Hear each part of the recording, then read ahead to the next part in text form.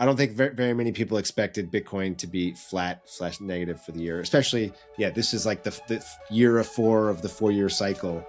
It's supposed to keep pumping.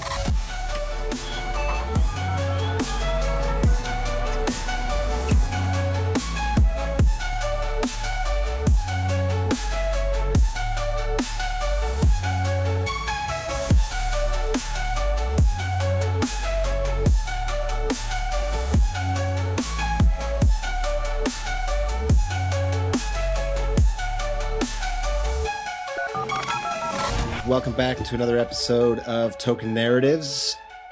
This week, we're going to do a recap of 2025, the year that was. So we'll be giving the Bitcoin.com news editorial team's top 5 picks on a bunch of topics, including news of the year, narrative of the year, blockchain of the year, surprise of the year, KOL of the year, and person of the year. You can find these top 5 lists on news.bitcoin.com with deeper reasoning and analysis. David, let's get into it. David, by the way, how you doing? You look a little jet lagged there. Very jet lagged, very tired. I'm in America, land of the not thin David. people. I remember I was last year. I believe that you witnessed an assault weapon being used on the highway or something. Yeah, no, I didn't. You were in the States. They weren't actually fired, but they a bunch of police came up and surrounded this one car, so you couldn't even open the doors. Right, the car couldn't open its doors. Yeah, they came in from all sides, right next to us. That was last year. Have you seen any military grade interventions this year so far? Let me think. No, pretty safe thus far, but we've been sequestered, given all the news from the past year, avoiding crowds, Graham. Lots of Amazon.com. I see. How are you doing? All right. Oh, great. I'm great. I'm not suffering from jet lag. It's a reasonable hour for me. Appreciate, David, you coming on and doing this. It's close to midnight there for you? No. Nothing crazy. It's 9 p.m., but I woke up at 4 a.m. So it's been a long day. Yeah. Oh God, getting old. Okay. Getting old, man. All right, let's get into it. Starting off with news story of the year. So let's go from number 5 down to number 4. So the number 5 news story of the year is that several public pension funds disclosed BTC exposure for the first time. Now, probably the biggest one, I think, was Harvard.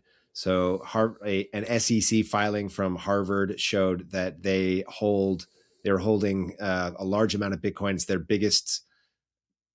It was the biggest growth in their position, I believe, according to the SEC, their filing.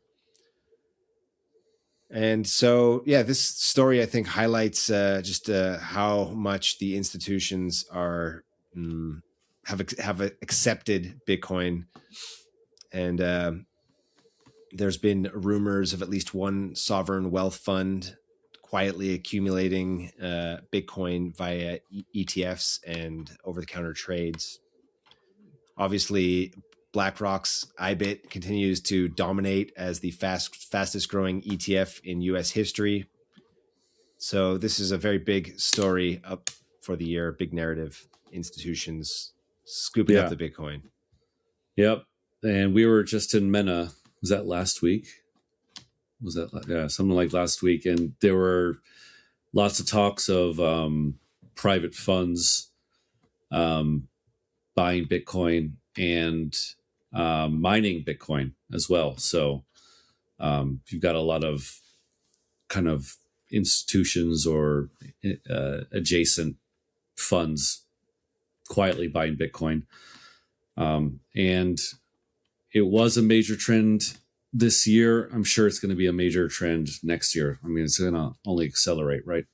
So yeah, I think as you've said several times, the institutions take time. Everybody knows it takes time for them to like ramp it up.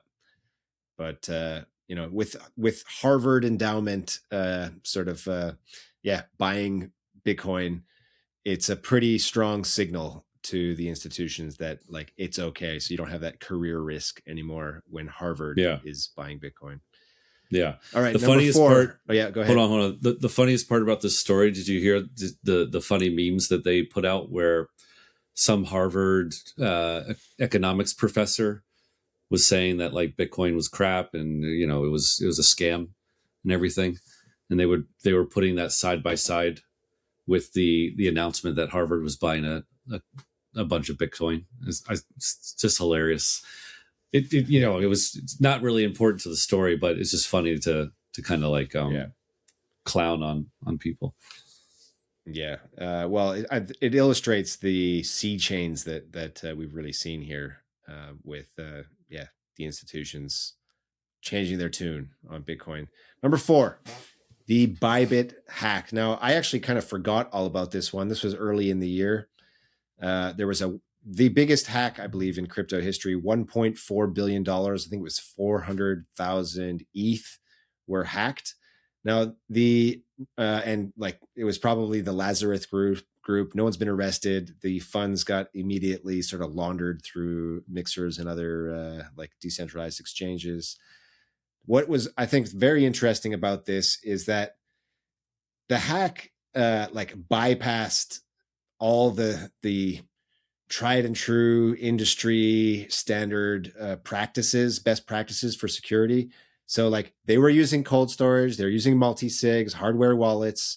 They had their air-gapped signing signatures, but that all worked as designed. But the failure point was basically human trust in the signing interface. So the hackers managed to like insert some code to make it look like the people on the other end, from their perspective, they were just signing a normal transaction, but in fact, they were signing over the keys to this massive cold wallet to the hackers. And it was only after they signed the transaction that they realized that what they had done when the wallets started getting drained. So very concerning. And I think the fallout from this, well, first of all, Bybit, to their credit, didn't go under, it made everyone whole. No investors on the platform. This is a Dubai-based exchange. No retail investors on the platform lost any money. So everyone was made whole. So that's cool. But also, just like it seems like the post-mortem from this thing is that the industry has had to adapt, right? So at the highest security levels for these exchanges, it seems like they've had to make some changes, reducing trust in the browser-based wallet UIs for high-value signing. There's been calls for deterministic transaction previews at the hardware wallet level, other things like that. I don't know if you have any other color on this, David. Yeah, I mean, the story itself, I mean, it just brings me back to that time where everybody was wondering, like, is this going to have like a major impact on the market? It didn't. Was this going to be the end of Bybit? It wasn't. And like you said, you completely forgot it anyway, like that had happened. So I guess that's a testament to what Bybit did. I will say the thing that immediately comes to my mind from this is I really got sick of hearing the word masterclass, right? Like all the posts and everything were saying like all the post-mortem like dissections of it is like, this is Bybit puts on a masterclass on how to handle a major hack. Right. It was just weird to hear that word used over and over again. Exactly. Was this the one where the guy's like aura ring thing? Was that this one where he's like, no. Yeah. It wasn't. Ring. No, it was worse than that, dude. It was the one. What's the one that the Whoop? He had a Whoop. I think. Like, my Whoop data didn't spike. Yeah, okay, dude. And people made clips of that as well, so that you're seeing clips on the timeline of his Whoop data. Staying at like whatever it was, 81 or something like that during the the Balls worst of hours steel. of it. Proving that. Proving that Okay, he's a moving on. sociopath. Moving on. Okay. Moving on, we have the next story, which is that Ross Ulbricht was pardoned. So this was obviously a massive story early in the year. Shortly after Trump was inaugurated, he fulfilled one of his campaign promises and gave a full pardon to Ross Ulbricht. In the call to Ulbricht's mother, he said, Trump mentioned that specifically that the Biden era, what do you call them? Prosecutors are the same people who have been coming after Trump's family and making extreme sentences, drumming up extreme sentences. So that was a major story. Everyone in the crypto space rejoiced. Ross Ulbricht was, I believe, he spoke at the Vegas. That was that's right. Bitcoin Vegas is a keynote speech. Everyone sort of got goosebumps about it. Yeah. Major story of the year. Major story. And I think for me, the most important part about it, especially if you like put yourself into the into what was happening at that time, which was Trump is in office now, and he's made all these promises as people seeking political office make when they're running. And then the big question was, is he going to be delivering any of this stuff? Right? Like, it was it all just was all this a lie? And one of the big, like, kind of, I don't know, rah things that he had been saying during his campaign was he was going to free Ross. And that was important to crypto people because he was saying it to crypto people. And if it was like a good, almost like a litmus test, where if he freed Ross, because he said he was going to free him on day one, so this should be on his, like, one of the first things on his agenda that he would do for crypto would be to free Ross, then it would give you hope that he was going to do a lot of the stuff on his crypto agenda. And so he didn't do it on day one, but he did it like fairly quickly. And I think for people in crypto, it was like, oh, okay, so this is, it looks like we're going to get a lot of the things that he promised. And so I think that's what I took exactly away from it. So the pardon for Ross Ulbricht was in January, just days after Trump's inauguration, maybe even like the next day. And then another month later, we have the next biggest story on our list, which is the announcement of the Bitcoin Strategic Reserve in the US. So, like, to your point, David, another sign that which again, this was a major campaign promise and fulfilled. Although the devil's in the details with this, it wasn't, I think some people expected, I don't know, you didn't, David. And I mean, most sober analysts didn't think that the Bitcoin reserve would actually be a real reserve, as in like the US government would start stockpiling Bitcoin. Are you saying that most people didn't think it was going to be the thing that they said it was going to be? Well, there was a lot of hype that speculation that the US was going to I don't know, sell its gold and buy Bitcoin or whatever. Of course, that didn't happen. We just had sort of I don't know, kind of see, I made a Bitcoin reserve, but really it was just. But also, by the way, Graham, thank God we didn't sell our gold. Look how well gold did this year, and look at Bitcoin. Anyway, continue. Exactly. Yeah, but it was a major signal that the U.S. is not hostile to Bitcoin, right, at the very least. And then we did get an actual Bitcoin reserve where from a state, Texas. This was just ended up happening just a few weeks ago, as covered on the weekly, I believe, David. They actually made their first real purchase using money, like 10 from million, the Treasury. Right? Some not large amount, but a test purchase, if you will, in Texas for the Texas Bitcoin Reserve. So, it is happening to some extent. Yeah. Do you remember around this time? Again, this just brings me back to the beginning of the year where there were just all these articles and posts on CT about like the merits and the demerits of having a reserve and what kind of reserve it should be.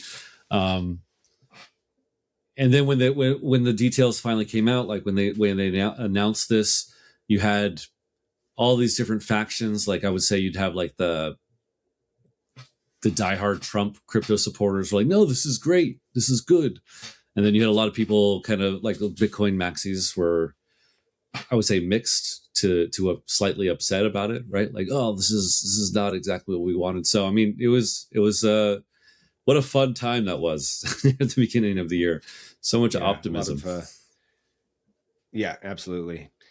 Okay, and our biggest news story of the year is the passing of the Genius Act. So this is the act that sort of enshrines this legality of stablecoins. Famously, it does not allow the passing of yield to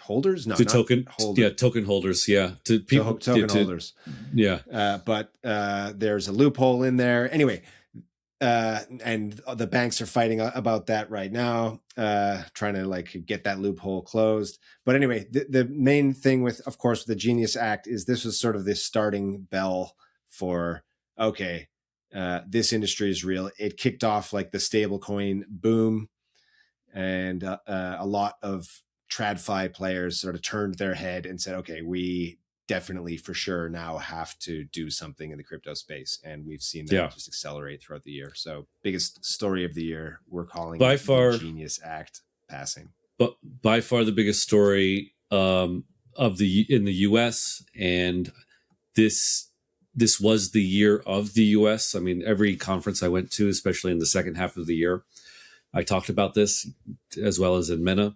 Everyone pretty much agrees this was a US-centric year, and this was the biggest news from the US. And it was the biggest news because, unlike the Bitcoin Reserve or even like freeing Ross, which came basically from just the Trump admin itself, this was a bill that went through Congress and was passed, and so. It has a lot more longevity because of that, right? Like this thing has been signed into law. Very unlikely that this will be overturned or replaced in the future. So incredibly impactful that it will most likely stand the test of time, even after Trump leaves office, and even if the Republicans lose power. So very, very big deal. And it showed at the time that there was some bipartisan support for crypto. Unfortunately, Graham, it looks like that has completely reversed by now, right? Like I'm writing my newsletter today, and there seems to be signs that in 2026, the Democrats might be kind of scuttling clarity because they're feeling a rise of power. But anyway, that's for the future. But I really don't think that this was close in terms of what was the news story of the year. It has to be Genius, and like you said, it really kind of supercharged stablecoins. Everything and everywhere, everyone we talked to was talking about stablecoins, and yeah, it's like probably one of the most, it'll have like one of the biggest impacts, like when you look back 10 years. Yeah, definitely a game changer. The next day. Okay, moving on to our next topic, which is narrative of the year. Now, some of you are astute observers will note that David is no longer locked away in a dingy office. He's been promoted to a leather sofa. That's because we actually forgot to record this section in our original recording. So we're coming back and recording it on another day. Whose fault is that? All right. That could be my fault. As the host, I may have skipped over this section, but we're here to rectify that, and we're getting it done. So top 5 narratives of the year. Number 5, again, as ordained by the Bitcoin.com news editorial team. Number 5, top 5 narrative of the year is perp DEXs. Perp DEXs. I mean, big narrative, huge narrative.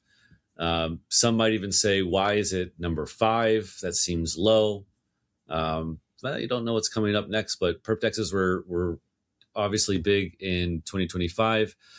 First with Hyperliquid, and then it wasn't until, I guess, midpoint of the year into the second half where you got this perp DEX meta, which is really when it kind of took fire.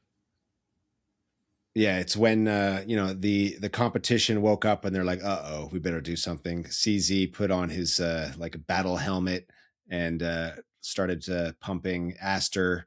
There were questions about the legitimacy of the actual volume running through there. Most people who used it noted that it wasn't as good as Hyperliquid. Nevertheless, never underestimate the power of the Binance army and the support of that being associated with Binance brings. And Aster has done well.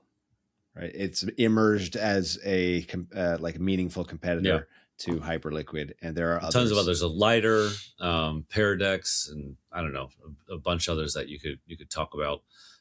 So I think this is the year that perp DEXs became kind of a permanent part of the industry, and you're only going to see it eat more and more market share of these centralized exchanges. I think most of these big centralized exchanges are going to have a perp DEX associated with it, right? Like moving forward, and it's just now a thing now that we're gonna have to deal with forever. Yeah. And, Hyperliquid has their builder codes, which allow basically anyone to sort of tap into the liquidity of Hyperliquid's perp DEX and spin up like their own sort of UI to reach like their target market. So that's like I think a really interesting way to maintain dominance for Hyperliquid. I think it's a great strategy. And exciting to see what kind of builder code using competitors or spin up here and gain traction. Yeah, in the coming months. A couple more points just to round it off. 10/10, the October flash crash, really kind of showed that perp DEXs were ready for prime time. They all held up, but major centralized exchanges like the venerable Binance had trouble. So there you have seemingly, Go ahead. Becoming more and more blamed for what happened there on 10/10. Exactly, is the way the oracles, I guess, are sort of hard coded onto the centralized exchanges, particularly Binance. Yeah. All right, number 4. Go ahead. What? Oh no. Okay, let's move on to number 4. Number 4, top 4 narrative of the year. Number 4 is the question of whether the 4-year cycle is dead. Now, this narrative was pretty strong throughout at least the second half of the year.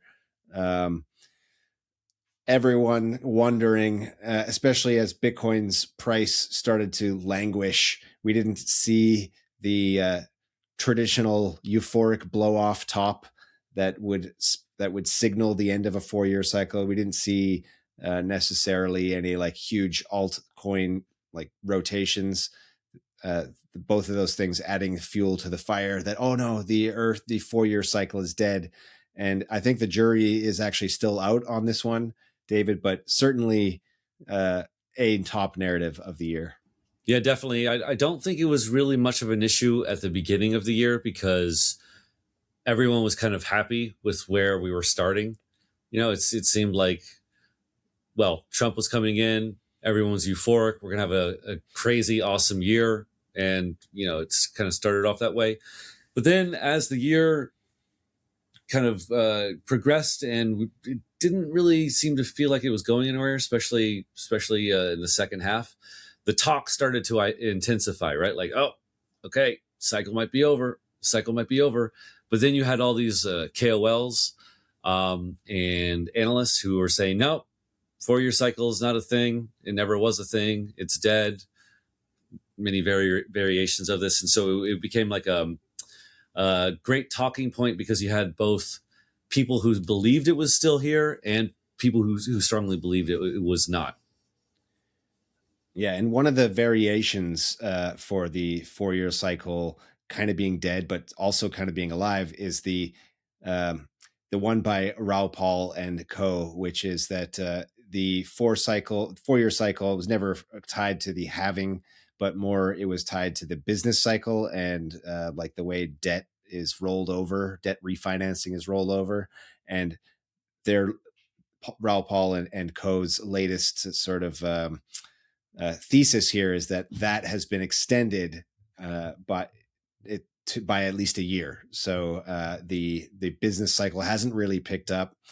The debt refinancing cycle changed because of what happened in the aftermath of the GFC, the Great Financial Crisis, and I think also with COVID. So basically, he's saying no, it's a 5-year cycle now, and we're yet to see the blow off phase, which they predict will come in 2026. So yeah, jury's still out here. I think that's one of the interpretations or the revisions. Well, and now that I think most people that I follow on X, they look at this. What we're in is like a little, I don't know, mini bear cycle, whatever it is. It's kind of downward price action, and so one wrinkle of this is like, okay, so the 4-year cycle is dead, but because people thought it might still be a thing, they started to sell.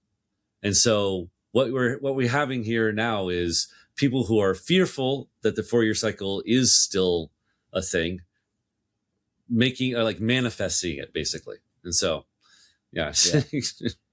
Just goes to show you the pure psychology of what markets really are. So fascinating as always. All right, number 3, top 3 narratives of the year. Number 3 is DATs, digital asset treasury companies. This one, of course, started by strategy years ago, but only really took off in 2025, especially sort of the first or second quarter of the year is when things really kicked off. Metaplanet in Japan became the second big DAT, I guess. Their stock like 50x'd, I believe, in 2025 before collapsing.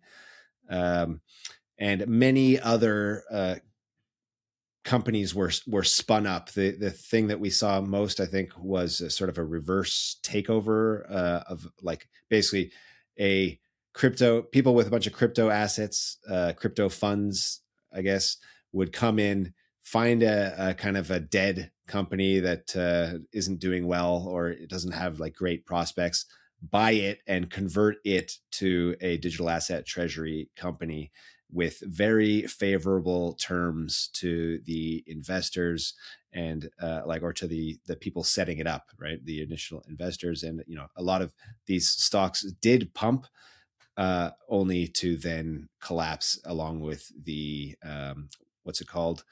The MNAV. MNAV, right? Yeah. Which is a term that has come into existence here this year. Everyone knows about the MNAV, I guess, right? We watching the MNAV. The MNAV is compressing. Watch out for that. The MNAV is compressing. Right? I love it. Right. What will happen when the MNAV goes below 1? Right. That was the big thing. Turns out not much actually. It doesn't really much happen. Yeah. But do you remember, dude? Just like thinking back on this year, like the DAT mania earlier in the year. And you and I wish we could get like AI to go through some of our token narratives clips. We were just dunking on DATs for the longest time, right? Like, this is crazy. This is insane. Another scam DAT launches. Another scam. My favorite was the what was called? It was like the girls lingerie league that bought some Bitcoin and put it on their balance sheet. Yeah. So I mean, it was wild and crazy. Here's the thing that I think that we got kind of wrong at the beginning was we were like, this is definitely going to be how the cycle ends, right? Is these DATs are gonna blow up and cause. That didn't happen. They just kind of petered out, right? It's gonna like a wet fart. It's like, and we haven't really. Yeah, it seems though that they were kind of net good for the tokens that they scooped up, like whether it's Bitcoin, Ethereum, or the longer tail after that. What they resulted in the end was sort of a more buying pressure on these tokens, and we haven't really seen yet any selling pressure on the other side of it, and it remains to be seen whether that will actually happen, whether the coins that were scooped up by these structures will end up getting spit out when things unravel. Yeah, we haven't really seen it yet. And I this year I went from being like a very, very kind of DAT criticizer to later in the year, after actually speaking with Justin Sun, being like, oh, okay, well, I can see that there is an actual use case for DATs, not for Bitcoin, honestly, but for some of these other ecosystem coins. Like I think the Solana one is probably the best example of like what a good DAT could be. Acting as an advocate for the chain and its ecosystem, basically finding ways to support the ecosystem and deploy collateral or deploy assets strategically in order to improve or grow the amount of tokens held by the DAT relative to the price of the MNAV. Yeah, exactly. And like the value of the equity. Right. And like run by people who this is their life. This is what they've done. Yeah. And through other means. So yeah. But again, it'll be interesting to see how this develops in 2026.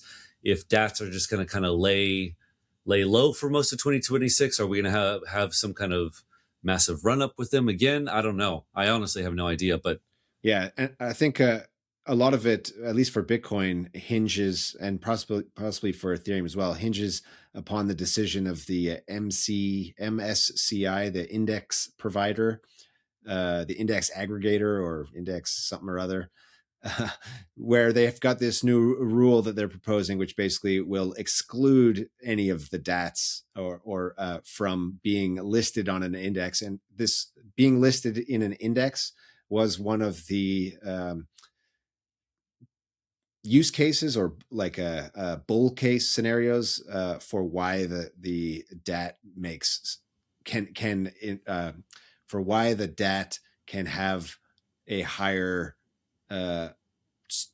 stock price compared to the assets under held, because these passive flows. This was and the MCSI might be removing that passive flow option. Yeah, this is Arthur Hayes's thesis, which he kind of elucidated in our interview at WebEx, which is basically like find the DAT that will become the winner for that ecosystem and will kind of suck up all the capital so that it will be eligible to be included in an index in whatever jurisdiction it is in.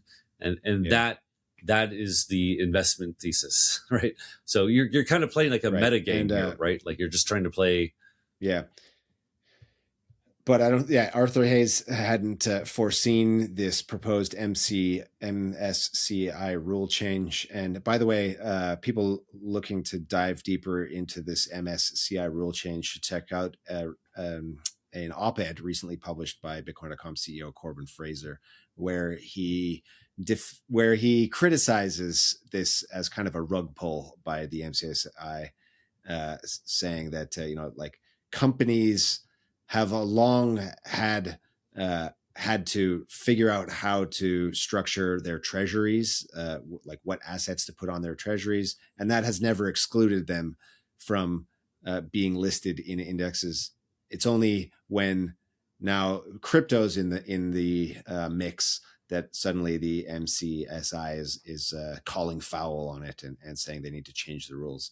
So a bit of Corbin, I think, pointing out the hypocrisy there. People can dive into that article where the rationale is explained more clearly than I'm able to do it. All right, number two, top. Excuse me. We're doing top 5 narratives of the year, and the narrative number 2 of the year is the revenue narrative. David, can you explain what that is? Yeah. So this was really, really big. I would say it kind of got kicked off with Hyperliquid, again, that PerpDex thing, but it really kind of took off on its own and accelerated in the second half. Basically, it's a very simple idea that anyone in TradFi, anyone who's in normal markets would kind of like laugh at us for taking this long. But it's basically your crypto protocol, your crypto project needs to make real money, and it needs to return the money to token holders, not to like a equity that's tied to the project, but to the people who are holding that token. And that's the simple version of it. Yeah. Of course, this was suppressed for years by the lack of regulatory clarity, the lack of ability for a crypto project to directly tie its revenues to token holders, and that still is not super clear whether that's actually allowed. And so, therefore, for years, it was always just about kind of a narrative and what could be possible in the future, but this year, finally, I think more and more people started to point out that it has to go this way. Yeah. That you need to, for a token to have value, it needs to, surprise, generate revenue, and for that to be reflected in the token price, like a direct connection. Yeah. And I think for me, the kind of the high point of this narrative was fairly recently. It was with the unification thing, which basically is doing this. It's kind of righting a wrong, an original sin that, like as you say, Graham, was tied to this lack of clarity, this inability to do what they should have done from the beginning. And make it clear that the uni token is the thing which accrues value from activity on Uniswap. But Uniswap wasn't the only one who did it, right? Like Aave, Pendle, Athena, Sky, they've all started to move this way. And you're basically going to see any protocol that actually makes money do this. Yeah. And what I thought was really interesting about the Uni one is that I believe that they actually did it retroactively.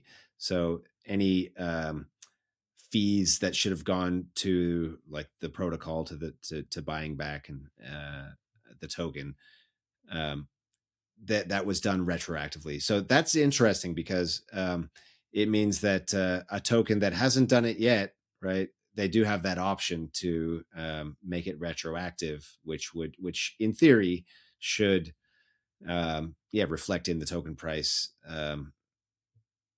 like when they do it or even before they do it, on the speculation that they would do it. The great thing about this though, Graham, is this revenue narrative is still really, really new. And just this month, or actually just in the past couple of weeks, there's been a lot of really cool discussions on X about I mean, this has been going on for months, but recently, like, what is the best way to capture this revenue, right? And right now, there's been a lot of like buyback and burn, um, maybe give dividends, right? Like, so to actually return USDC to token holders, right? Like, or some mixture of all of this. And so I think we're in the early stages of this. The conversations are really fascinating because you're kind of looking at it from a game theory standpoint, from like these economic models and everything. And we're only going to see this develop in 2026 and see protocols really try out different ways to maximize token holder value, right? And it's like a very new space to see, and I'm quite excited to see what happens. I don't think we've found the optimal one yet, and so I think we're going to be this narrative, not just in terms of like, oh, I mean, this narrative is going to be with us forever, like the one like perp DEXs, because it's a sign of maturation, but it's also going to be with us, I think, for 2026 because it's still fresh in terms of what is the best way for us for a crypto project to capture this and make sure that token holders are well rewarded. Absolutely. It's going to be exciting to see. All right. The number one narrative of the year, as chosen by the Bitcoin.com news editorial team, is stablecoins. Oh, please. It had to be stablecoins. No, I don't want to talk about stablecoins. It had to be stablecoins. Why did it have to be stablecoins? Because they are everywhere. Everyone is launching a stablecoin. Of course, this all stems back to the Genius Act, where basically launching stablecoins became legal. And everyone has either launched one or has plans to launch one. We got stablecoin chains like Tempo, I believe. Plasma. And Plasma. Stable. Some have was done it stable one as well? Others. Stable, yeah. And the stablecoin market cap has gone above 300 billion projected. I've seen very different projections, but over the next 3-4 years to 10x to like 3 trillion. Some people are saying, although I did see JP Morgan sort of say no, it'll be much less than that. But anyway, it's been a huge narrative. And yeah, Dave, what else you got to say? Oh, dude, I mean, so every conference I went to this year, and it ramped up throughout the year. Just stablecoins was the thing talked about. The talks on stages were about stablecoins. The guests and speakers all wanted to talk about stablecoins. Everyone had a stablecoin play, whether it was something that they were issuing or some way that they were integrating it. It just seemed to be this inescapable thing. I know on our live streams, you and I joked about it, about how we were yet again talking about stablecoins. And so it was just like this omnipresent thing. One point that I think that you left out at the very beginning, yes, the Genius Act was maybe the key catalyst. The other thing, though, was just how much money these things spin off right now, right? Like right? Like they are just money printing presses right now, especially with like interest rates like at where they are. Right. Tether supposedly, what was it? What's the phrase term? They issued, or they tried to get funding that would value them at, I believe, $500 billion as a private company for like they were going to sell some amount of equity into the private company that would value them at 500 billion. That's just an example. Tether makes like annualized on their holdings, what is it, like 80 billion? Something insane like that. Yeah. So the amount of money they're spinning off is huge. And then, like stable coins, they serve an important purpose around the world. People in a lot of countries don't have easy access to US dollars. The currency in their country is much less stable. And so they find it useful just as a way to like a savings account.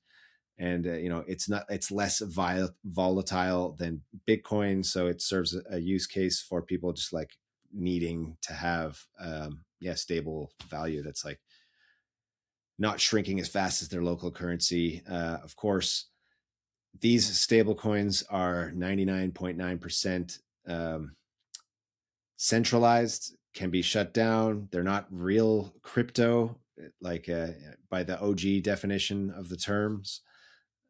So it's an interesting like world we've come into here, where stable coins were sort of enabled by crypto, become a massive use case, but they're kind of not really crypto. Most of them, yeah, exactly. Yeah. The other thing that like just again, there's all these factors coming together for why this is the number one narrative, and the number one kind of use case, the number one thing in our industry right now. The other important thing is like the U.S. government is behind this, right? The U.S. has a debt problem. Everybody knows it. You have the Treasury Secretary Bessent saying stablecoins are the way to solve this. So you have the government itself saying like, you know what, stablecoins are great. Boy, that's going to have like that's a massive what's it called, tailwind, right? Like, yeah. And as we've discussed several times, you're already starting to see countries around the world pushing back, trying to launch their own stable coins, trying to come up with some kind of policy. Like the UK famously had a proposal that you can have each person can only hold a maximum number of like a stable, like $10,000, some not large. It's like 20,000. Yeah, it's insane. Yeah. So, and so much more to come on the stable coin debate and narrative in 2026. I think this will. It's a safe bet to say that stablecoins will be in the top 5 next year, right? Like, there's no way that this is not going to. I remember talking to people at these conferences, and it's like, oh, you thought stablecoins were a big deal in 2025. Wait until the institutions really get ramped up in 2026. It's just going to be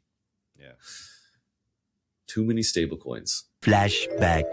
All right, let's move on to blockchain of the year, starting with number 5, Tron. Now, I've got the Tron chart up here, David, and it's, as we have discussed, one of the most beautiful charts in crypto. Tron went parabolic in late 2024, going up to a lot. I can't even see it because it's like such a Then it came back down and Anyway, like Tron, I don't know about you, David. I never ended up buying. It's got the most beautiful chart, really, and it's still looking pretty good. But why is Tron on the list of blockchains of the year? Because it actually still generates real revenue. Like the valuation of Tron versus the revenue it generates is like probably the most reasonable of any major L1 in the space. All of a large chunk of the USDT transaction volume still happens on Tron. It's like widely adopted throughout the global South or whatever. The Tron, the blockchain that sort of the crypto royalty, the CT natives hate, but the world actually uses. Yeah, exactly.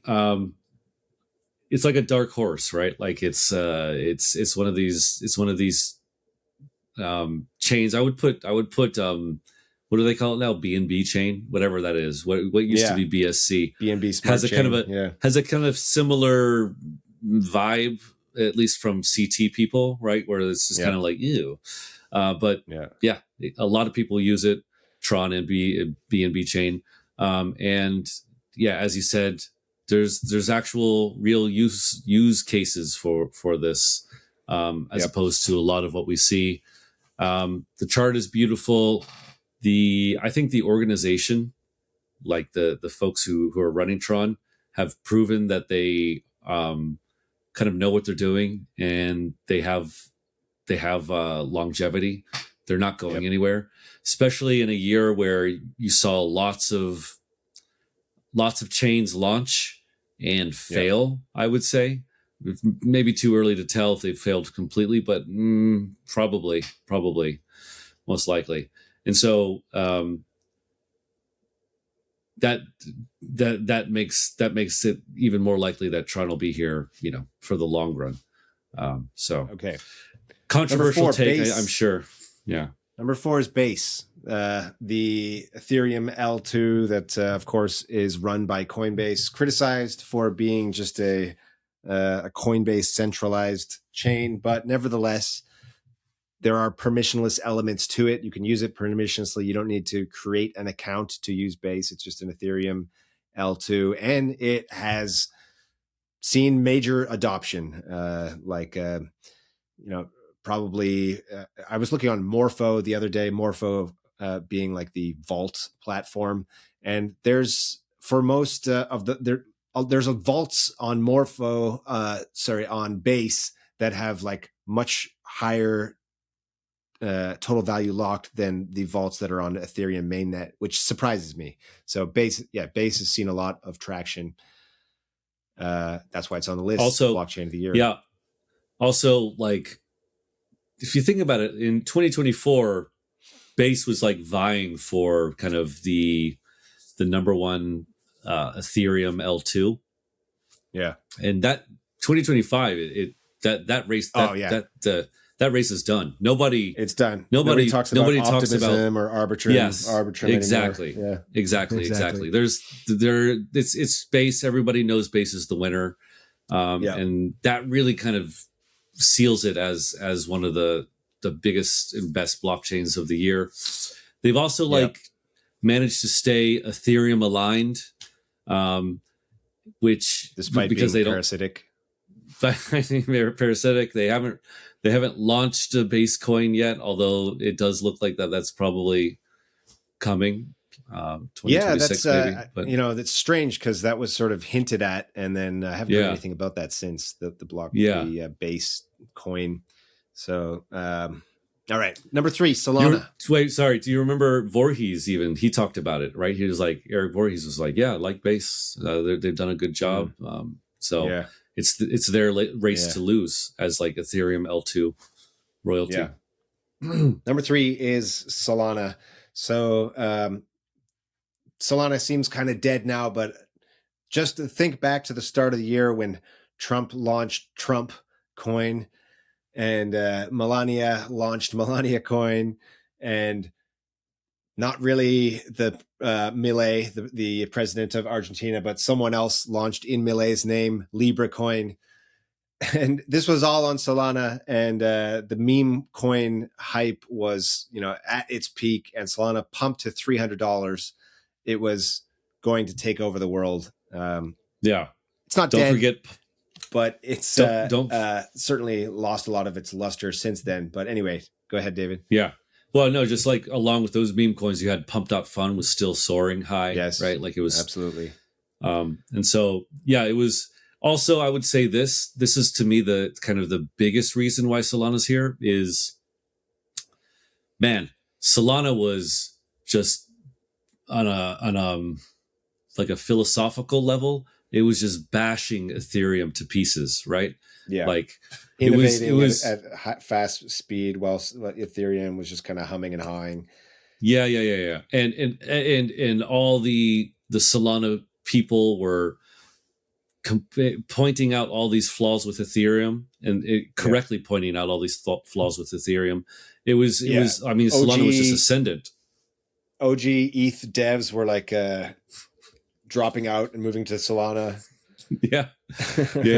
And like everything that Ethereum had done wrong, Solana was doing right. Like seriously, yes. And it was like that. It was like, I think Ethereum is starting to turn the ship around, but Ethereum is turning the ship around now by looking at what Solana has done right. So I mean, they really really did nail it, and they were riding high, especially in the first half of the year. Like you said, it's kind of fallen off since then, which is why it's number but don't 3. count them out because Oh, definitely not. recently I saw that I believe JP Morgan issued $50 million of corporate, what is it called? Corporate something on Solana, right? Yeah, it was debt, so it's corporate debt. Yeah, corporate debt. Yeah. So while Ethereum has been in the narrative as the institutional chain, Solana is also in the running there, and there is getting some institutional traction, if you will. All right, number 2, Hyperliquid. Obviously, a major narrative of the year. Hyperliquid, the perp DEX boom, dominated by Hyperliquid, and then Aster to a lesser extent. But what is it? The highest revenue per employee, even higher than Tether, I think. I don't think crushing it's. It's not I don't higher think than it's. Tether. No. It is. I said, but I don't think it's quite as high as OnlyFans, actually. So. Okay, interesting. Yeah. So, but yeah. When OnlyFans on the blockchain. But yeah, I mean, Hyperliquid had an amazing year, right? And it's easy to see that by just seeing how annoying the .hl people were, kind of insufferable all throughout the year. They did everything right. Yeah. Yeah, remember when they put out like a call for proposals, and all of the big stablecoin issuers in the world were like clamoring over themselves to give away all their yield to be the chain on the stablecoin, the official Hyperliquid stablecoin. That's the kind of gravitas that Hyperliquid commanded this year. Yeah, and they spawned one of the biggest narratives of what did you say, the second half of the year, around first to second, I don't know, whatever it was. Yeah. The perp DEX meta, right? That was given to them. They were in so many stories, like you mentioned, that like kind of mini narratives, that stablecoin narrative, which I think is going to again have a lasting impact on the ecosystem. I know like Mega ETH took notes of that, and they're kind of enshrining a stablecoin in the chain as well. And you had things like the most recently, like this whole aftermath of the October flash crash, and the kind of focus on ADL, the auto deleveraging thing. Even as recent as like last week, Tron and his ADL paper, and then like all the kind of drama back and forth and all this, all of this is related to and or kind of precipitated by Hyperliquid, right? So it seemed to be always getting attention throughout the year, right? Like there was never a time where it seemed to kind of fade into the background, really. All right. Now, as picked by the Bitcoin.com news editorial team, the blockchain of the year is Zcash. This came out of nowhere in the second half of the year. Something like 20x on the price, and more importantly, everybody talking about it, from Solana royalty Mert to VCs to, I don't know, every other talking head. ZK proofs, privacy, the privacy narrative, every other privacy coin chain pumped after, led by Zcash. But Zcash got a lot of mind share in the second half of the year. Yeah.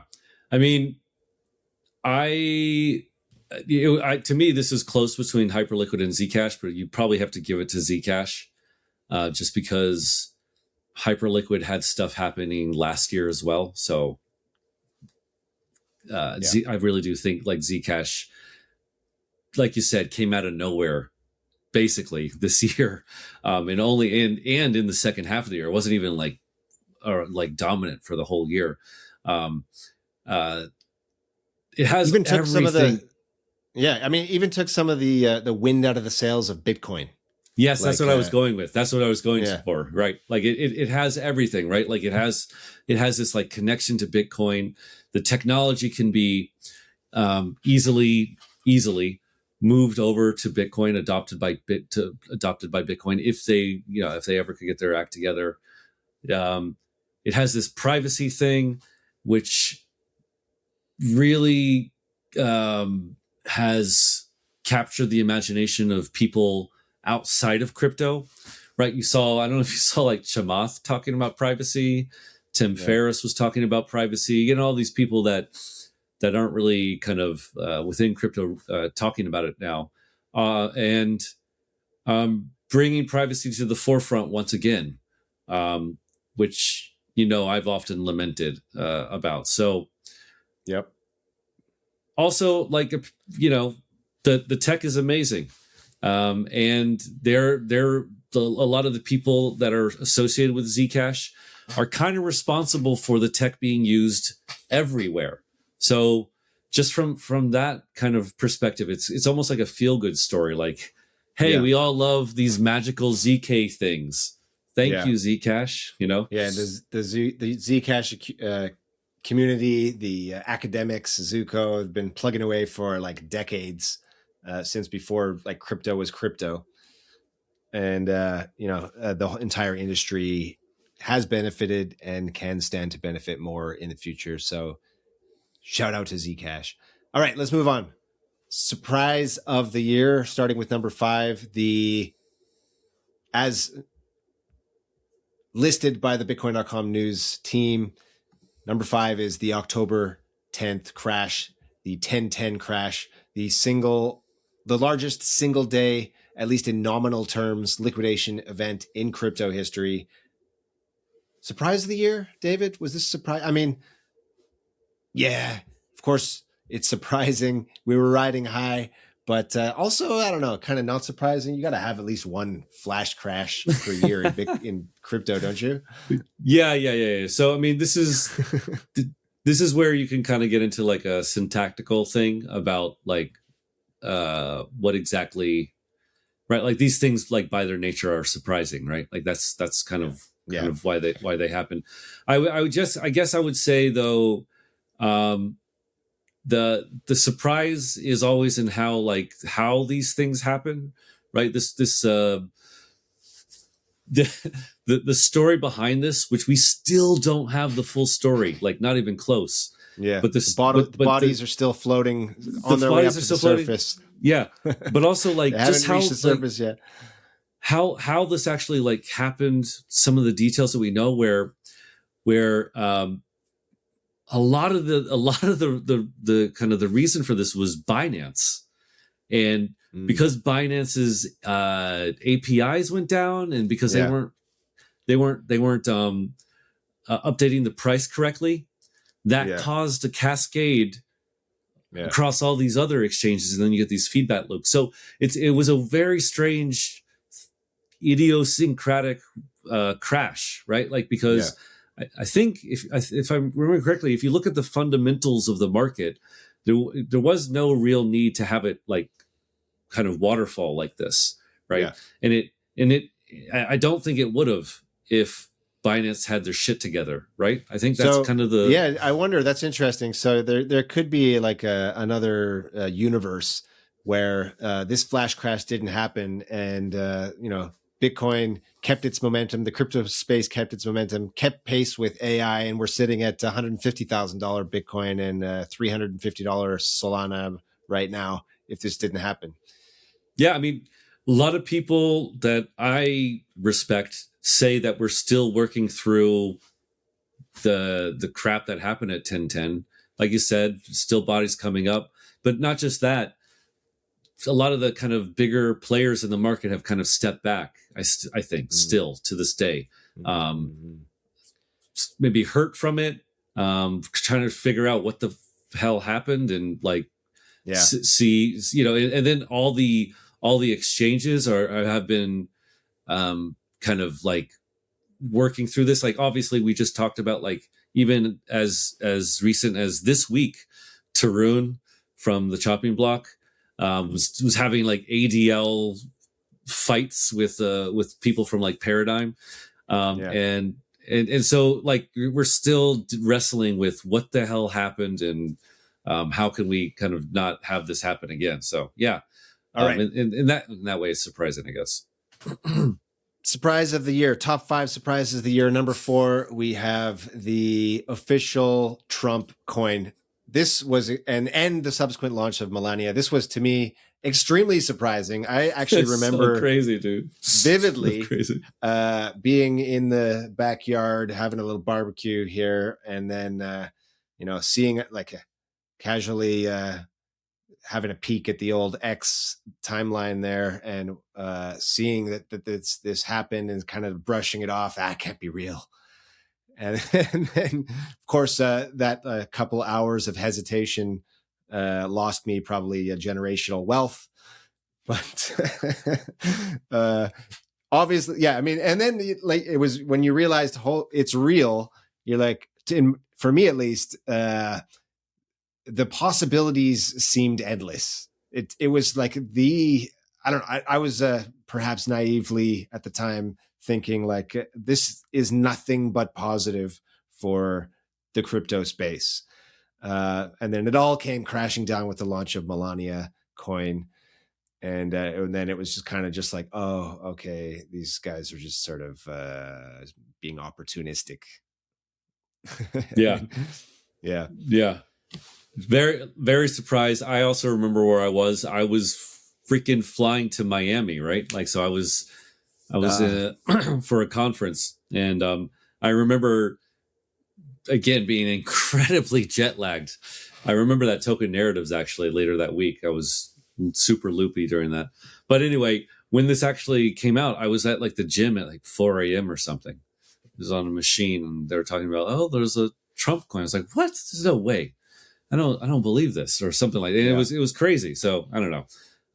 Really, really wild. And also, even to now, it's just really hard to wrap your head around a president launching a meme coin. Bizarre, man. Very, very bizarre. All right. The next two, I'm going to try to group them together here because I don't know, we've kind of already gone over these. So Hyperliquid's massive success and Zcash's mega pump. Those were definitely Zcash's mega pump was surprising for me. Although I think a lot of people would point out that no, that was expected. Every time we get to the end of the cycle, Zcash pumps. So, and then Hyperliquid's massive success, I feel that was like kind of pretty obvious from the end of last year that was going to happen, that was going to be very successful. So I'm not sure about these two, but yes. For me, I was surprised. So let me start with Hyperliquids. I would say maybe the massive success can be explained a little more. Maybe just like, how about its massive relevancy for the entire year? I didn't think it would be something that we would be like talking about for the entire year, right? Like talk about durable, like a durable narrative kind of thing. That's lasted the entire year. So very surprised that not a flash in the pan AI agent coin meta or whatever. This thing is like perp DEXs are like solidly in the top 3 use case, minimum top 5 use cases for Bitcoin and crypto, the crypto world, at least as of now. Yeah, and also like for me personally, some of the most interesting like technical debates, like questions, were all connected or related to Hyperliquid. Like there's a good one even like this week that's not even connected to this Tarun stuff. It's about like Hyperliquid and the FAT protocol thesis. And so there's a lot of discussion around that. So again, that's a surprise to me. Zcash, obviously a surprise, right? Like it's been the butt of a million CT jokes forever. It's like since I joined in 2017, it was a joke. It was a joke when I joined, and for it to not be a joke finally, Okay, yeah, that's you're crazy, right. Dude. Like in 2017, Zcash was a joke. Like, look at this crap. And so when it started pumping, like you and I, we had plenty of time to get on the Zcash train, right? Like, and then it just kept pumping forever. I was like, is this real? Is this actually a real thing now? Like, yeah. I guess it is a real thing. Yeah. All right.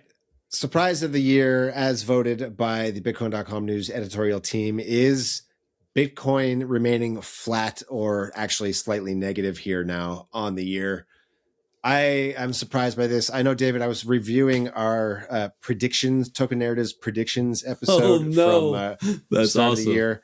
Both you and I predicted Bitcoin, I think, to be in the high six figure, between less than 200, but higher, much higher than where it is now. No. And the start of the year, everyone was riding high. The Trump admin was going to pump our bags to Valhalla. And, then we had a gold ripping, and I don't know. I just kind of felt like, well, if gold's ripping, then Bitcoin surely is going to reprice up to at least like the percentage of gold that it had been at before.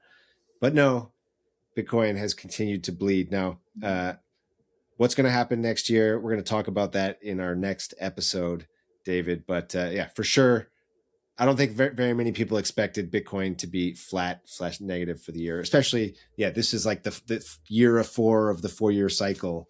It's supposed to keep pumping. Yeah.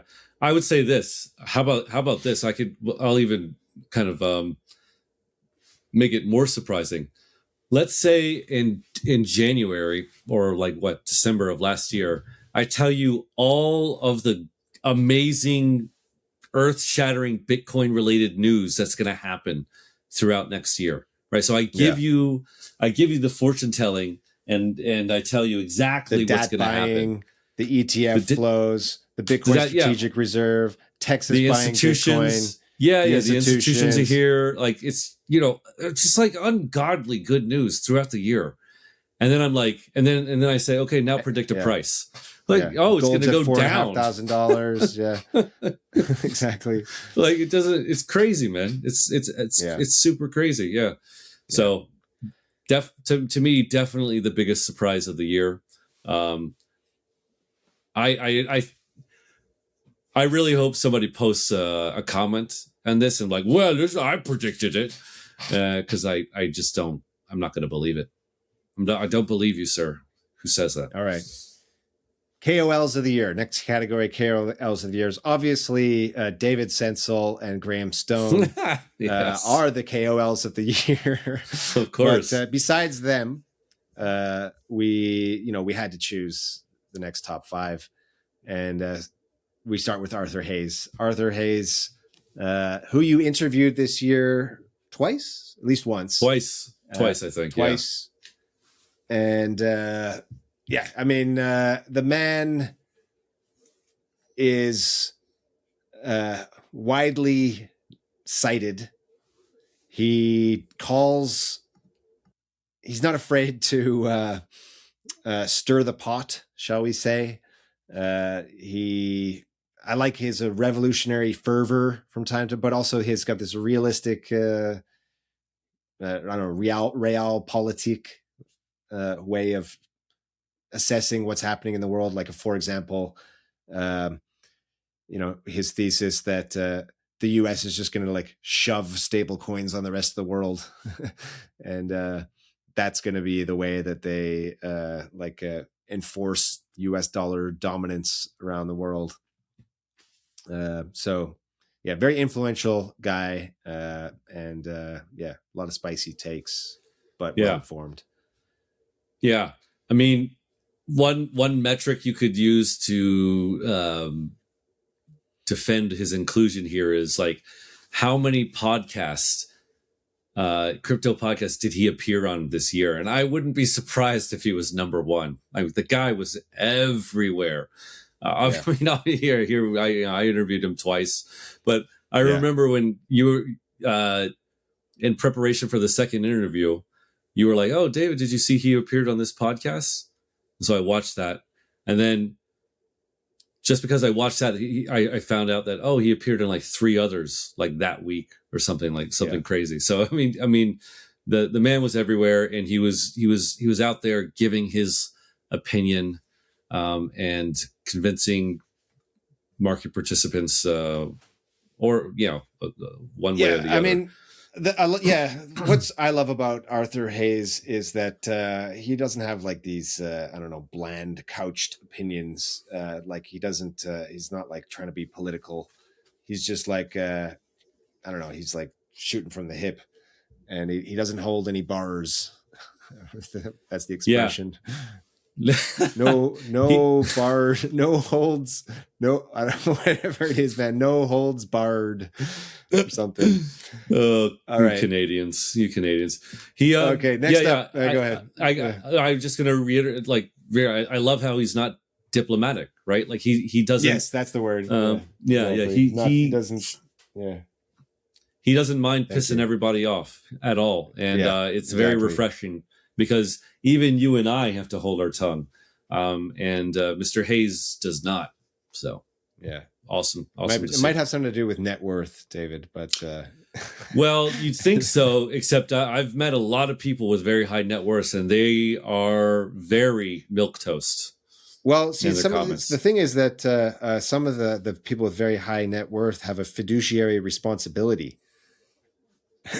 So that's the thing that so raised them in. Hayes doesn't. He's like a part of a publicly traded company. Does he? He's a part of a fund. He's a CIO of a fund. I don't know if he has. Right. Anyway, so yeah. Okay. It's working Next up for on the him, list. So more power to him. Matt Hogan, Bitwise CIO. Matt Hogan and the Bitwise team in general have been all over TradFi media, crypto media all year. It's like, I actually think that them and their team have like multiple clones. I don't know how they are able to appear in New York and like where every media center, IRL interviews, online interviews. They're in every crypto and TradFi news article, their comments. These guys are all over the place.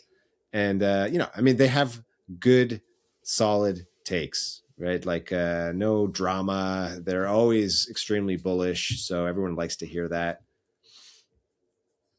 Anything else here?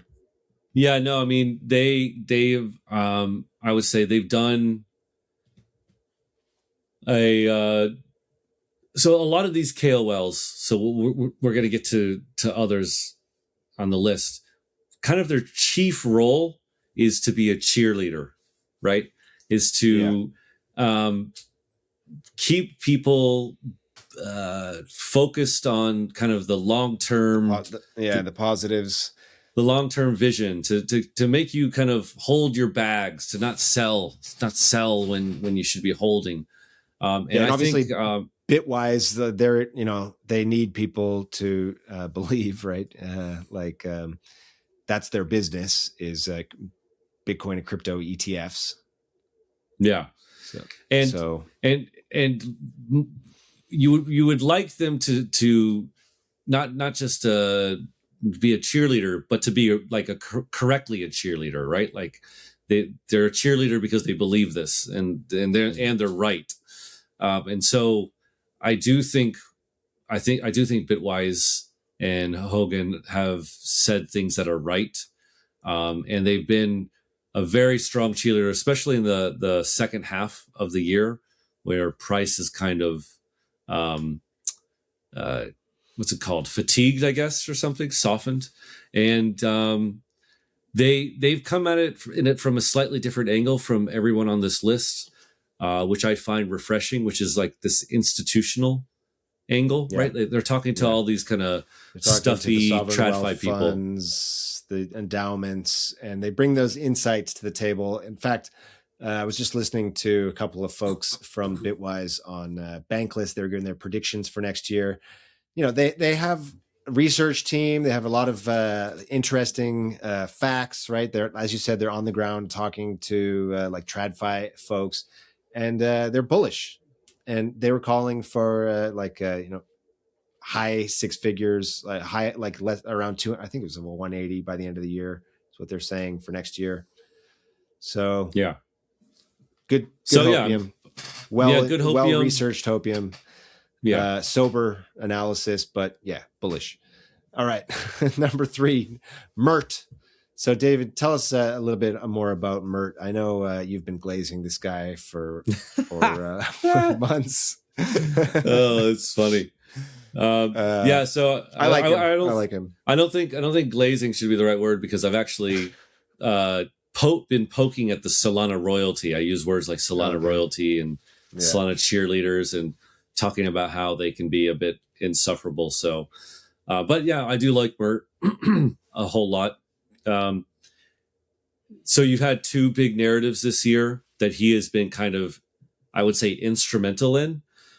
We've mentioned both of them. Solana in the first half of the year had a great run, especially just like putting the Ethereum people in their place, making them just kind of just beating the shit out of these people.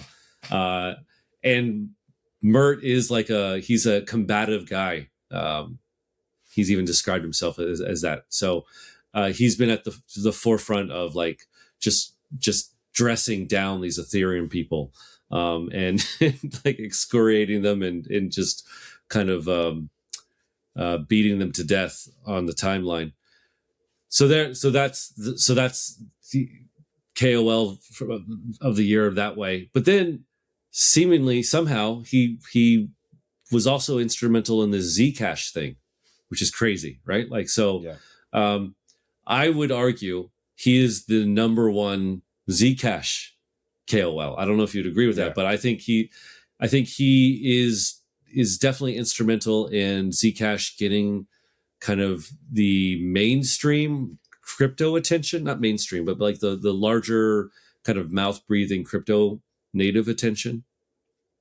And he's helped Solana, I think, try to pivot away from this meme coin crap towards this kind of burgeoning privacy narrative, which I think will have legs in 2026. And so just on those two merits, he's like one of the most influential KOLs, and he's done a crazy good job this year. Yep.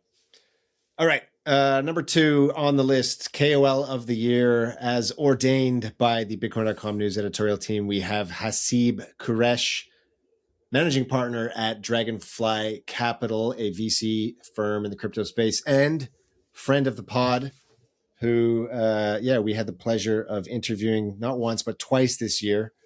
Hasib Quresh is an incredibly, knowledgeable, intelligent person who has a real knack at getting people hyped up. He also doesn't hold his punches. He's not afraid to get into the tit for tats with people, but always, he's very well informed. I love his takes. I love his podcast, The Chopping Block. And he also, he's a VC, great cheerleader for the space. And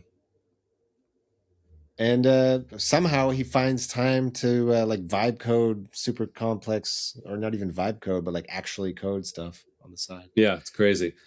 I don't know if you saw the latest chopping block, but I thought it was interesting, this detail. Did you see that detail where he listens back to every podcast and takes notes? Yeah, that's what you should do. Nobody else did it on the chopping block, and I don't do that for the same reasons as the other hosts. They're like, I hate to see myself, I hate to hear my voice. Well, that's why you should do it if you're serious about it. But that just goes to show the level of conscientiousness and like a dedication that Hasib, I think, puts into everything. Like, he's I don't know, he's a phenom. I would, the man is a hardworking genius. Yeah. I would argue that there's many ways How's that for to glazing. Yeah, it's thick. It's a all right. Okay, moving on. Yeah. Number one pick, KOL of the year, none other than Mr. Bitcoin, Michael Saylor himself. Mr. Bitcoin. Oh, man. Yeah, I mean, what can you say? Like, how much Bitcoin do they have now? Like 600,000. It's like 2.5% or something. It's something crazy. I listened to him speak at Bitcoin Mena Abu Dhabi. And, he's got this incredible presentation about how like a digital collateral and all the instruments lead to a forever profit. Forever profit. Anyway, he's a massive cheerleader for Bitcoin. He's legitimately done a lot for the space. A lot, obviously. Listen, game. We love to poke fun at, and as does everyone on the CT timeline, at Michael Saylor with his, you've pointed out his pyramid, the actual use of a pyramid in his diagrams, and the AI like Michael Saylor firefighter images and weird stuff like that. But come on, he has done a lot of. He's driving Bitcoin awareness like no one else. Yeah. No, I mean, you got to give him credit. He did this. He started this DAT thing. He, before anyone did it, it took years for other people to follow. So he proved that it worked. He has been happy to have other DATs exist as well. So he hasn't been like, at least in public, he hasn't been like, he hasn't been disparaging of the competition. Yeah. He says like, the more the better. Right? Yeah. And I think I've read analysis somewhere that like, the spot Bitcoin ETFs drove much of the price action in 2024. That started to flag at the end of 2024 into 2025, and Saylor and the Bitcoin Treasury companies that kind of popped up like mushrooms on cow patties, they picked up that baton and they drove most of the price action, Bitcoin price action in 2025. So, I mean, obviously. The man moved markets both with his words and like with his actions. So, what more could you ask for? KOL of the year, Michael Saylor. All right, wrap that with an AI generated thing. Maybe we should do that. That would be good, actually. Yeah. Okay, last category for our 2025 recap of person of the year. Okay. Whoa. As again ordained by the folks at Bitcoin.com news, the editorial team led by yourself, David, and the minions working under you. They do a good job. Yeah. Bitcoin.com news, by the way, has been killing it this year. I think it's a lot of great content. Yeah. Shout out to Jamie, lead news writer. Yeah, and everyone else on the team scattered all around the world, covering every continent of not just Bitcoin news, crypto news, geopolitics, macroeconomics. We got it all. All right, number 5. There's this guy called Brad Garlinghouse. Something about Ripple. David, can you take me through this one? All right, so for all the haters, this is almost in the Tron category, where it's just like Ripple is just hated, right? Yeah. It's just one of these hated projects. But really, you gotta give Mr. Garlinghouse credit for having an amazing 2025, right? Like, I think you can argue that XRP or Ripple has been there's no other organization in crypto that has been like as targeted and attacked as Ripple has by the SEC, right? Yeah. I feel like they've been litigated against for like, I don't know how, since like 2007. It feels like forever. Pretty much forever. Right? And man, they weathered through that, and finally in 2025, they were able to, it seems, fully kind of get rid of all of that litigation. And I think there was tons of it. I mean, we've joked on this show and on the weekly, like, it seemed like every week there would be like, and Ripple beats a thing, and we're like, was that the same one? Right? Yeah. It's like, right? Like, exactly. It just kept happening and happening. So I mean, they did amazing with the litigation. This is really, really important though, because a lot of people gave up. And I've actually talked with a decent number of crypto projects that did give up, and then they left the US. They were like, you know what, Yeah. I'm just not going to do this, and then they left. Not worth it. Some of them stayed, and Brad was one of them. They got their XRP ETFs, right, and the ETFs have done really, really well. Was it this week? Oh, go ahead.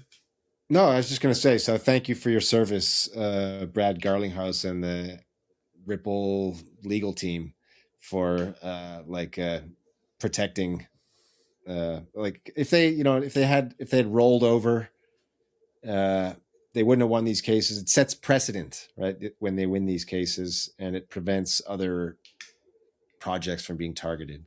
So that's the real sort of value, I guess, to the rest of the space. Yeah, I mean, like, just a couple more things. Like, just I think this week, the Office of the Comptroller of the Currency gave them a national trust bank charter. Seems like a massive win. The political connections that Brad Garlinghouse has via the Fair Shake PAC that he made. He was at the Trump White House a bunch in the beginning of the year, right? So, like, again, great forethought into kind of getting political and working it from that angle.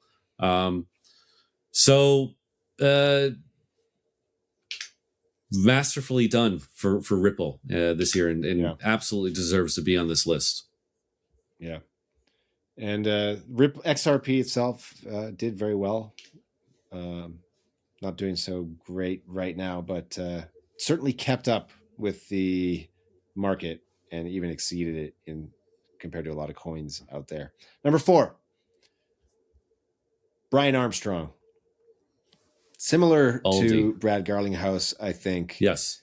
In that Coinbase fought back against the SEC, spent probably hundreds of millions of dollars over the years to fight these cases, and again, paid off, right? Yeah, but massively. Beyond that, like, Coinbase is it's killing it. They got Base Coin. It's becoming a super app. You can now trade stocks on Coinbase app if you're in the US. Yeah. Consistently underestimated by TradFi is what I'm told. The Wall Street analysts are always like, "Wow, it's not a great investment," but coin keeps pumping. Yeah. Thanks in large part to Brian Armstrong and everyone else at Coinbase. Yeah. Just on the SEC point, I can't remember. No, it was last year, but this kind of just shows his leadership, where the SEC, they whatever. They had some kind of what was that letter thing? God, I'm so tired. The what is that thing called? Where they send a no action letter? Wells notice. Yeah. So they sent a Wells notice to them, and I don't know if you remember this, but Brian Armstrong, he posted a reply That's right. on X. That's right. right. You remember that? Yeah. And he basically said, "F you, you're full of shit. We're going to court. We're not doing this." And dude, the replies were filled with all of these like lawyers, right? These lawyers who work on the Hill in DC, who've had like decades of experience, and they were like, "Yeah, it's a bad thing to do. Nobody does this. This is definitely a losing thing. You're a loser." Brian Armstrong's lawyers themselves, I'm sure, would have advised the same thing. He's like, "No, I'm doing it." So respect. He's like, he was like, and I think he like in that thing, he like personally called out Gary Gensler. He's like, "Gary, I'm coming for you."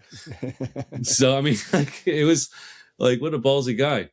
And definitely paid off. Again, I talked to some people in like the crypto industry, and they said these CEOs who stayed in the US and fought, they got a massive leg up when the winds shifted, because they didn't have to scramble to get back into the US, right? Yeah. And they got to be right there to get a lot of the kind of the initial windfall from the government changing its stance. And that's what you've seen this whole year, is everybody in the crypto world scrambling to get back into the US, right? But Armstrong never left. All right. Yep. So awesome. And then, of course, you have things like Coinbase custody, whatever. Right. Is like holding most of the Bitcoin on behalf of the ETFs and everyone else. Yeah, they hold Bitcoin for strategy for Saylor. They hold it for Revolut. So again, massive win on that, right? You see that in their balance sheet reports where they generate so much income from just doing that kind of stuff. So yeah, just all around. Incredible business. All right. Number 3, Shane Copeland, CEO of Polymarket. Now, Polymarket, of course, has been everywhere this in the news recently, making partnerships with everyone from like, I don't know, MSNBC to CNN to Robinhood, I think, or is that Kalshi? One or the other. Prediction market narrative is massive, and Shane Copeland is one of the youngest billionaires ever. Yeah, he made a deal with the. Yeah, so I was listening to a pod. I don't know. You may have heard this interview where people were glazing Shane Copeland and talking about how. Is this your new favorite word, Graham? This is like your new favorite word. It's not a good word to use. It's a Zoomer word. It's a Zoomer word. Yeah, you've been listening to some Zoomer podcasts, is what I think. Sadly. I think I got it from you, David, because I've never listened to Zoomer stuff. You're the one who's plugged into Zoomerdom. All right. So what was I going to say? God, everyone's been glazing this guy. Everyone's been glazing this guy. So apparently, right, Shane Copeland, he had this vision for Polymarket like long ago, and he approached people, and they're like, "Yeah, it's been done." What was the original one? Gnosis or? Yeah, it was. Damn it! What was it? Yeah. It was on. It was on Gnosis. Yeah. And people were like, "It's not going to work. It's not going to work." But he willed it into existence. He was like extremely confident that this could be a thing, and he just focused on it relentlessly. Tried to, got the UX team in there to like abstract away as much of the crypto side of it as possible, make it easy as possible to like make bets there, and it paid off. Yeah, and I mean, talk about trials and tribulations. I remember earlier this year that he posted photos. I think it was when it was when the New York Stock Exchange owner but invested $2 billion. He posted like photos of him like coding Polymarket in his bathroom office, right? Exactly. Really crazy. And also, like, damn, he was how far does this go? Yeah, he had his office raided by the FBI last year. Was it the end of last year? Yeah, the Biden just before and Trump FBI came in. It was like one of their last gasp attacks. It's crazy, man. Crazy. Yeah, from that to ascended billionaire, all in the span of just a few months. Yeah, incredible. And Polymarket could stand to become. I mean, it's under a lot of pressure now, so it'll be in 2026. It'll be like he could be on this list again in 2026 if he weathers this the competition. But the competition is fierce. But Polymarket stands to become like a verb, right? Like Polymarket it, right? Like check the Polymarket, right? That level of cultural significance. Right? Like that's what everyone says now is check the Polymarket. They don't say check the Kalshi or check the prediction market. They don't say that. Exactly. So check the Polymarket. Let's make a Polymarket. Absolutely. So number 2 on the list, friend of the pod, Paulo Arduino, of course, CEO of Tether. David, take us through some of the incredible things that Tether has accomplished in this year, and I guess in the last couple of years, or I mean, since launching. Yeah, so Tether is now the 17th largest holder of U.S. debt. That's more than many countries. It also the income it generates on that creates some of one of the highest revenue per employee in the world. Also, like when I interviewed him, he informed me something awesome, which is they've been so forward thinking that he is and Tether, the team, are just like hyper focused on distribution.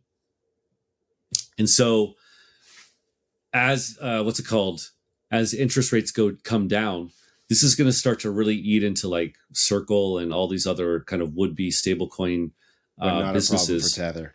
Not really a problem for Tether. It's actually being used for peer-to-peer transactions all around the world. And when it's used for that, like especially on chains like Tron, transaction fees are generated. Yeah. There's a revenue model. Yes. So there's a revenue model, but also because Tether, it's like Bane from whatever it is. It's like, I was born in the darkness. Tether was born in the darkness. Tether was born in the ZERP when they didn't have interest rates. Exactly. Yeah, there's near zero interest rates, right? So like this is like just all awesome for them that now that they have interest. So if they go back down, they still have a business, right? Yeah, exactly. And so they don't have a inflated revenue salaries they have to pay all their employees. They don't have deals with all these like Coinbase where they have to give a certain amount of revenue for whatever. Huge. So he was giving stats again. I don't know if these stats are true, but he said like most of these stable coin providers, they have to give away to different parties 80% of the revenue generated from their holdings. Tether doesn't have to give any of it away. They get to keep it all because they've built out this distribution thing over the years. Anyway, so they're awesome business.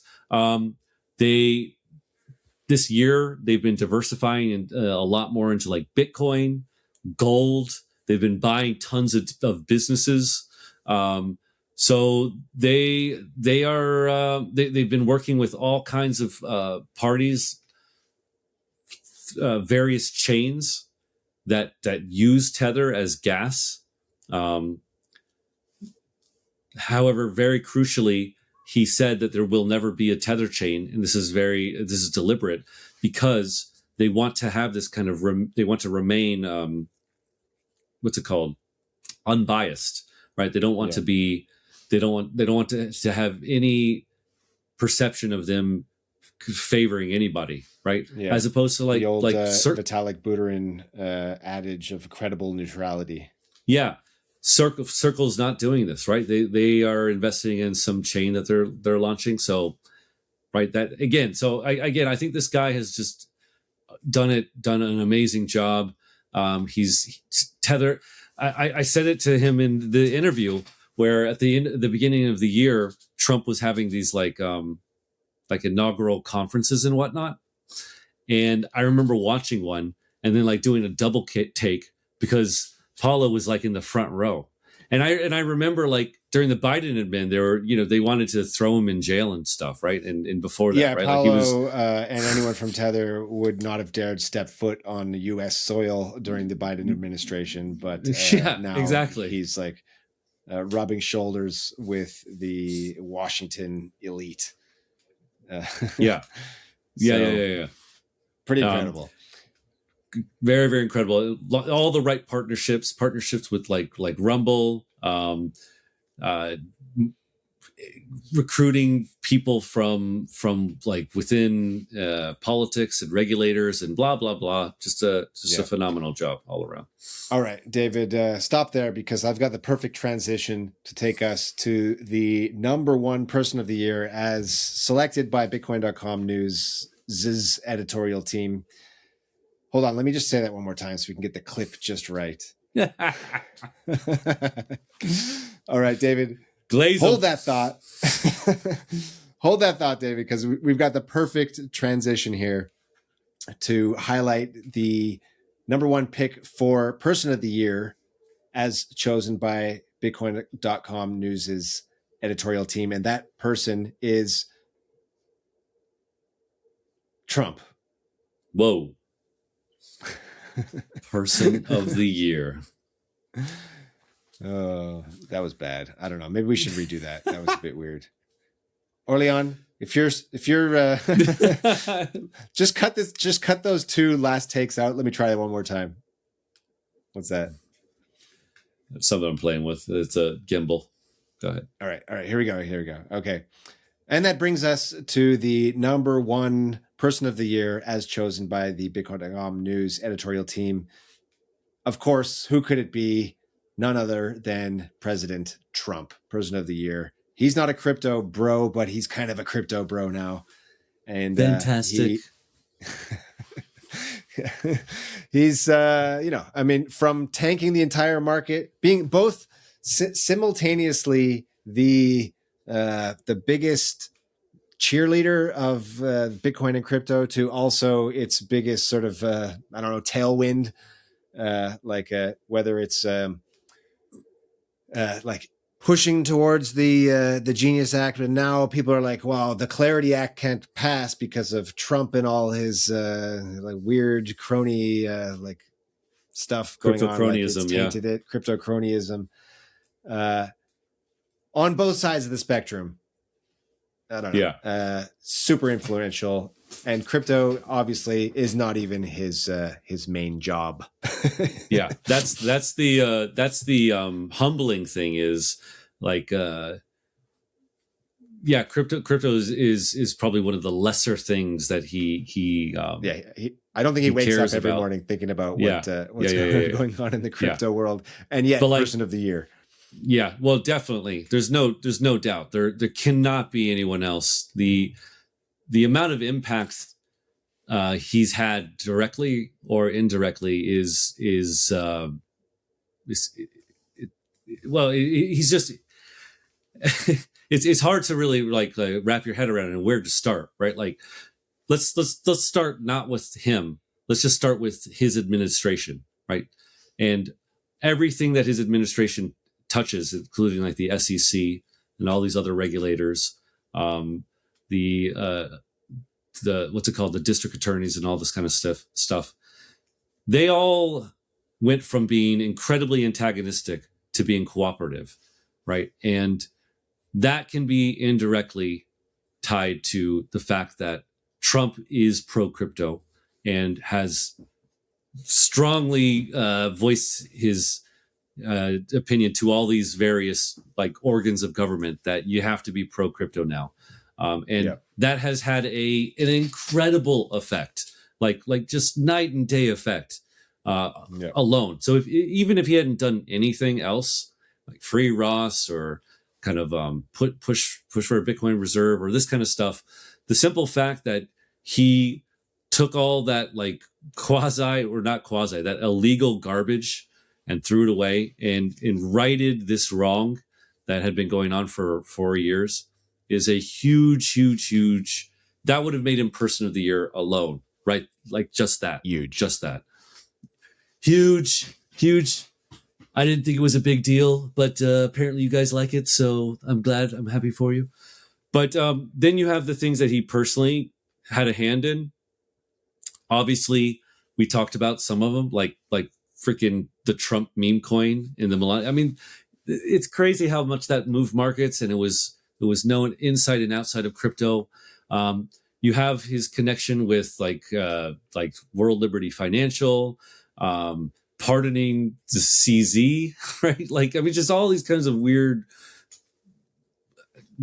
things that have an effect on the crypto markets. And then, as someone who like writes a weekly newsletter, there would be I don't know, like months where every newsletter would basically be devoted to Trump, and he wouldn't be talking about crypto. He'd be like just moving markets because of like the tariff tantrums. Yeah, like the tariffs and all that, all that stuff, and it would just go haboosh, and the markets, and especially crypto, would just go habah. I mean, I mean, the guy was inescapable within crypto this year, from just like a price perspective. But again, the fundamental thing being that he, I think, is single-handedly responsible for like all of the good news that happened in crypto this year, one way or the other. Yeah. And not single-handedly. I shouldn't say single-handedly, but yes, definitely. Yeah. So, crypto person of the year, definitely Donald Trump. And again, a very humbling thing because, like you said, he doesn't really care that much about crypto, maybe insofar as it allows him to grift. But or whatever. I wonder. So again, definitely person of the year though, and massive thank you to Donald J. Trump for all he's done for crypto in 2025. Crazy amount of stuff that he's done in 1 year. Like that just kind of it mirrors what we were talking about earlier, and just in terms of like if you were to write down all the awesome things that happen in crypto, how many of them are kind of connected to Trump? Yeah, absolutely. All right. I think that covers it, David. So that's it for our recap of 2025. You have something to say? You're allowed. I just want to ask you one thing. Mm-hmm. Of any of these things, do you like disagree with the fact that it's there or the order? Is there any like one thing you're like, I think I highlighted a few points of disagreement along the way. Okay. For example, what was it? You said Hyperliquid and Zcash as a surprise? Surprises, yeah. I didn't think Hyperliquid, but you had a good defense of it. That basically you're saying like they, because of Hyperliquid, perp DEXs are now like a top 3 use case in the crypto space, and that really wasn't on the bingo card at the start of the year. So pretty surprising, right? From kind of niche product to now like a top 3 use case for the entire crypto space. So yeah. How about yourself? Afraid to ask, to be honest. I'd actually, I'm not pretty satisfied with this. I think maybe you could make a case for like, again, blockchain of the year. I think a lot of this is like you could make a case for like number 5. Is it Tron? Is it BNB coin? Is Zcash number one, or should it be Hyperliquid? Should Solana be higher? I mean, to me, that's the one category which I feel the most like. I'm not sure who should be in the number 5 spot, and then like the order of those blockchains. Yeah, but I think I don't think you could make a case that there should be another chain in there that's not. Like, what are you going to choose? Like Monad, or no, God no. I don't know, like Tempo. Yeah, Maybe someday Tempo will be blockchain of the year. Like, but that's the XPL, right? Is that Tempo XPL? Tempo is like a token? permissioned. I think it's the one run by Stripe or something. Okay, launched by Stripe. Permissioned stablecoin chain. Is it XPL Plasma? They Plasma, exactly. Yeah, that's like that, I think, but different. And they have a plan to make it permission, or like a decentralized, right? Someday. Yeah, someday. Down only. The coin is down only. Oh, do they? Maybe they don't have a coin. I'm not sure. All right, David, that wraps it up. I know this has been a tough one for you with your extreme jet lag, and I don't know, the closet that they stuffed you into down there doesn't look that comfortable. But appreciate it's cold down here. Appreciate your time, and thanks if you made it this far. Yeah. Well, also though, like these will be in clips as well, so maybe you just got the nice chunks. You got the chunky ones, and you didn't watch the full video. Good on you. All right, that's it for us for signing off. Have a happy holidays, and happy holidays. Seriously. The reason I say that, I don't know when this is going to air, so you can't necessarily say Merry. Can you say Merry Christmas after it's Merry Christmas? After it's Christmas, though, can you? Yeah. No. It's a bit. No. After Christmas, I'm like, I don't want to hear Merry Christmas ever again. Oh my god! Someone says it to me on the 26th. Sorry. All right. That's awesome. Yeah. Okay, and we'll be back with our 2026 predictions episode, where we'll be going over our mostly horrible predictions from 2025. Poor predictions. We'll be going over there how we did with our 2025 predictions, and what predictions we have for 2026. That'll be our next episode, so make sure to catch that. We're out. See you later. Adios. Feliz Navidad. Merry Christmas. Goodbye. Merry Christmas.